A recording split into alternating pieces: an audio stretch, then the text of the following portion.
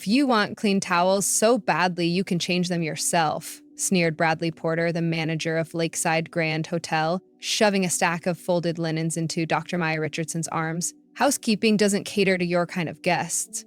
He pushed the cleaning cart toward her with enough force to make it bang against her knees.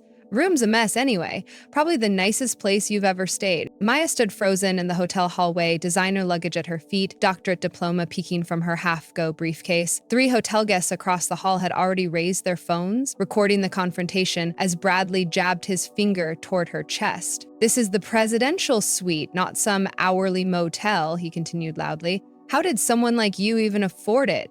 Credit card fraud?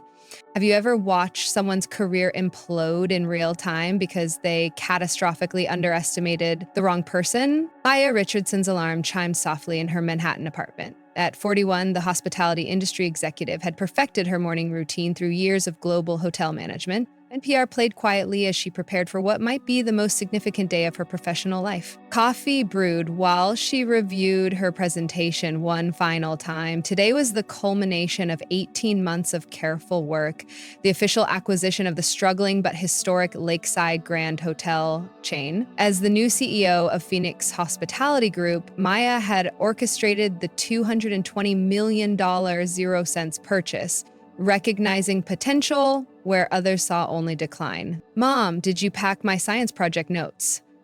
11-year-old Zoe appeared in her pajamas, hair still tousled from sleep. On the refrigerator, a photo of Maya's late husband, David, smiled down at them. Gone 3 years after a car accident, but his warmth still guided their family. "All ready in your backpack, sweetie?" Maya set a perfectly balanced breakfast before her daughter. "Remember, Aunt Jasmine is picking you up from school? I'll be in Connecticut for the hotel inspection and should be back tomorrow." "For the big secret visit, right?" Zoe grinned. "Where none of the staff knows you're the new owner?" "Exactly. Mystery shopper protocol." Maya didn't mention how this approach had become her signature technique, personally experiencing each property before revealing herself as the new owner. It allowed her to assess authentic service quality and identify problematic staff before they could hide behind forced smiles. Her phone buzzed. A text notification appeared. "Final acquisition papers signed. You're officially CEO and owner as of 9 a.m. today. Executive team awaiting your assessment before announcement. Legal." Below her casual travel outfit, Maya's briefcase contained acquisition documents, a corporate credit card with an unlimited balance, and her identification as the new CEO of Phoenix Hospitality Group, the company that had just purchased Lakeside Grand for $250 million. "Good morning, Dr. Richardson."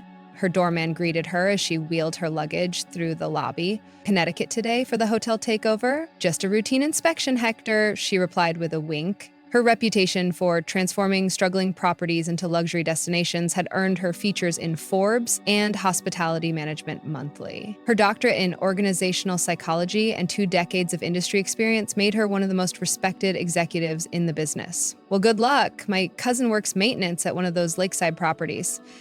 Says management's been terrible since the old owner got sick." Maya nodded. "That's exactly what we're gonna fix." Her driver navigated morning traffic toward Connecticut while Maya reviewed personnel files.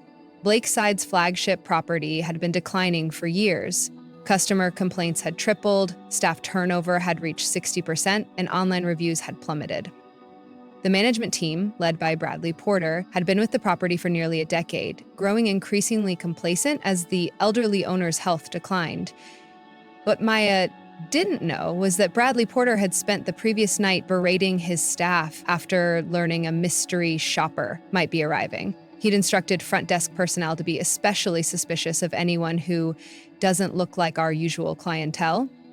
A thinly veiled instruction that had made several employees uncomfortable. As Maya's car pulled up to the historic hotel with its sprawling lakefront view, she took a moment to appreciate the property's potential.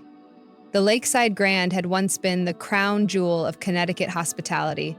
With the right leadership, it could shine again. She stepped from the car in her deliberately casual travel clothes, instructing her driver to return tomorrow. The presidential suite had been booked under her personal name rather than the company account, the true test of how the hotel treated ordinary guests versus VIPs.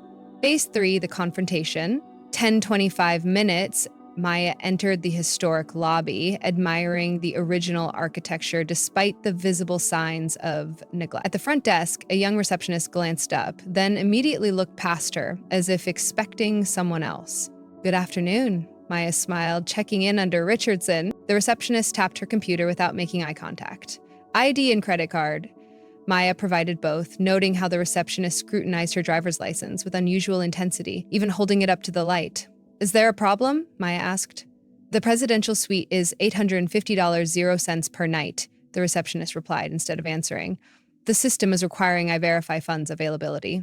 Of course, Mia responded, noting that the interaction violated several hospitality protocols. Her credentials as a mystery shopper included an extensive credit history and premium cards, specifically to avoid such verification issues. After a deliberately extended verification process, the receptionist reluctantly handed over a key card. "Elevators are that way. Checkout is at 11 a.m. sharp." "Thank you. Could you also send up fresh towels?" The reservation noted the ones in the room were low. The receptionist sighed dramatically. "Housekeeping is very busy today. We'll see what we can do."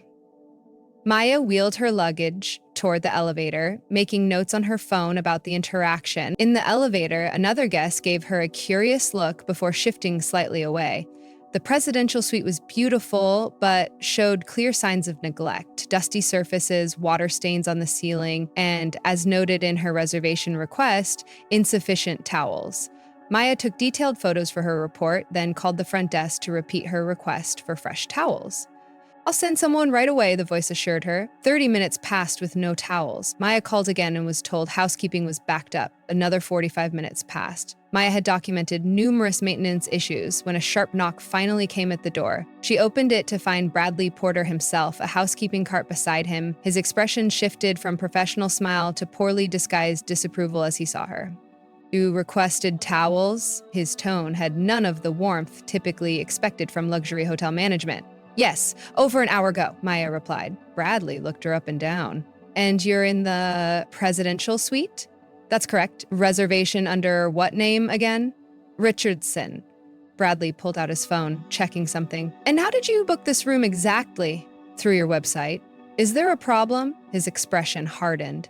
"We've had issues with reservation fraud recently, people booking rooms with stolen credit cards." His emphasis on people carried unmistakable implications. "I assure you my reservation is legitimate," Maya replied calmly, professional training keeping her voice steady despite the obvious discrimination. She pulled out her corporate credit card. "You're welcome to verify again." Bradley ignored the offered card. "Our presidential suite is typically reserved for our VIP clients, corporate executives, celebrities." The implication hung in the air. "I'm actually here to. If you want clean towels so badly, you can change them yourself." Bradley cut her off, shoving the stack of folded linens into her arms. "Housekeeping doesn't cater to your kind of guests." He pushed the cleaning cart toward her with enough force to make it bang against her knees.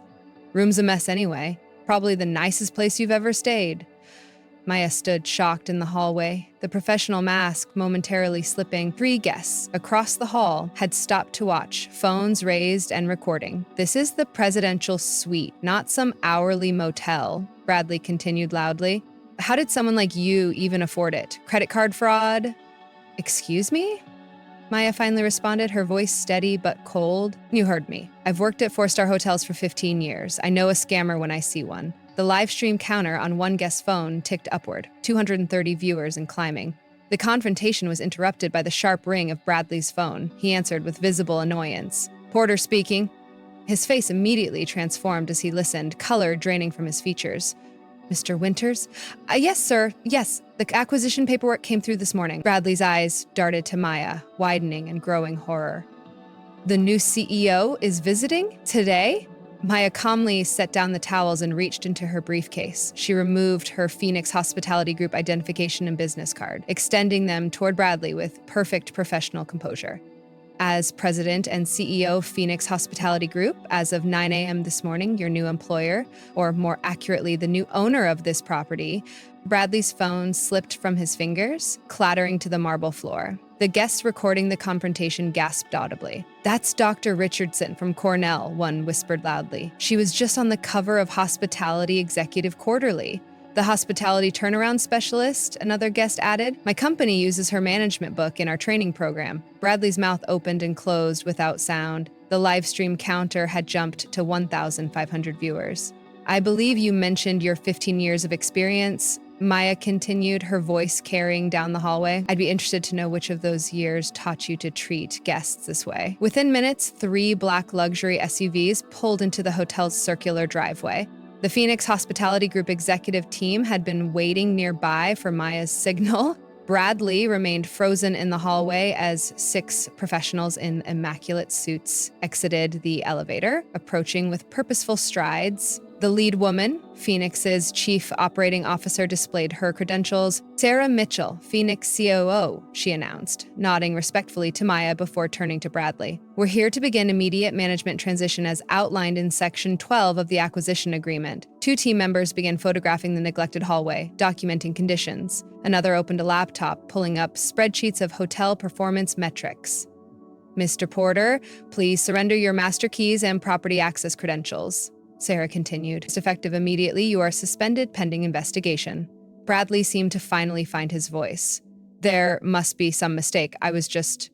There's no mistake, Maya interrupted. I've been in this hotel exactly 90 minutes and have documented 17 violations of our service standards, including what appears to be clear discriminatory treatment based on race. She held up her phone, not to mention the other guests who recorded your behavior. A Phoenix team member approached with an iPad. Dr. Richardson, we've already received 4 uploads of the incident to our server. Social media mentions of Lakeside Grand have increased 3,000% in the past 15 minutes. Sarah placed a document before Bradley. Our investigation will include review of all guest complaints for discriminatory patterns, staff interviews regarding management practices, audit of all hiring and promotion decisions under your leadership, assessment of online reviews mentioning bias or discrimination, review of security footage from today and previous guest interactions. Bradley collapsed into a chair, his face ashen. Please, I have a family. This position is all I have. You should have considered that before creating a hostile environment for guests, Sarah replied. The hospitality industry's primary function is in the name itself, hospitality, something clearly lacking in your approach. As if on cue, local news vans pulled up outside. The live stream had gone viral, with viewer counts exceeding 25,000. The newly renovated lobby of the Phoenix Lakeside gleamed with renewed elegance. A diverse staff moved efficiently through the space, warmly greeting guests with authentic hospitality. The property's occupancy had increased 47% since the management change. In the staff training room, a framed news article told the story.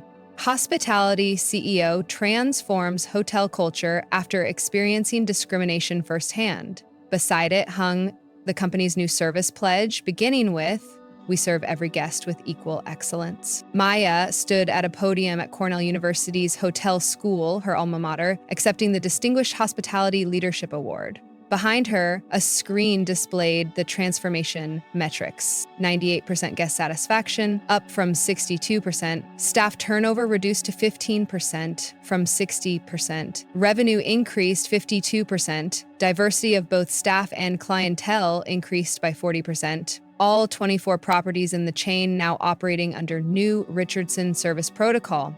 Today, I'm announcing the Richardson Hospitality Scholarship, she declared to applaud, providing opportunities to students from underrepresented communities to enter the hospitality management field. In the audience, several former Lakeside Grand employees watched from reserved seats. Staff who had privately reported Bradley's behavior for years but had been ignored by previous ownership. 1 year later, the Phoenix Lakeside had become the flagship example of inclusive luxury hospitality. The management training program had become an industry benchmark, with executives from competing chains requesting tours of the property. Maya walked through the gleaming hallways with Zoe, explaining the business to her increasingly interested daughter. The most valuable asset in hospitality isn't the building, she told her. It's the culture of service we create within it. That evening, Maya received an email that gave her pause, a job application from Bradley Porter, who had completed an intensive hospitality equity training program and was seeking entry-level positions anywhere in the industry. "What will you do?" her assistant asked, noting her expression. "Review his application like any other," Maya replied. The purpose of accountability isn't just punishment, it's transformation. If he's genuinely changed, perhaps there's a place for him in this industry after all. Just not in management, and certainly not at Phoenix. The hotel that had been the site of such blatant discrimination had transformed into a model of inclusive excellence. A testament to what happens when leadership truly experiences their own customer journey firsthand. Have you experienced discrimination while traveling or staying at hotels? Don't remain silent. Document the incident with your phone if it's safe to do so.